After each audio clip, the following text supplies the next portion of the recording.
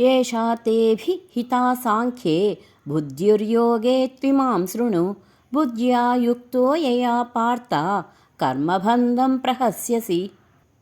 ఓ పార్థ, ఈ సమత్వ బుద్ధిని ఇంతవరకును జ్ఞానయోగ దృష్టితో తెలిపితిని. ఇప్పుడు దానినే కర్మయోగ దృక్పథముతో వివరించెదను వినుము.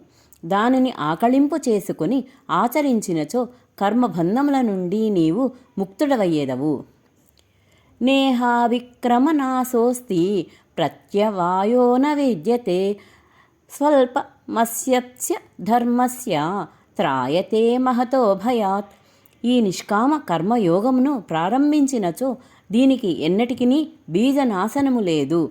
దీనికి విపరీత ఫలితములే ఉండవు. పైగా ఈ నిష్కామ కర్మయోగమును ఏ కొంచెము సాధన చేసినను అది జన్మ మృత్యురూప మహాభయము నుండి కాపాడును. వ్యవసాయాత్మికా బుద్ధి ఏకేహ కురు నందన బహుశాఖాహ్యనంతాశ్చ బుద్ధయో వ్యవసాయినాం.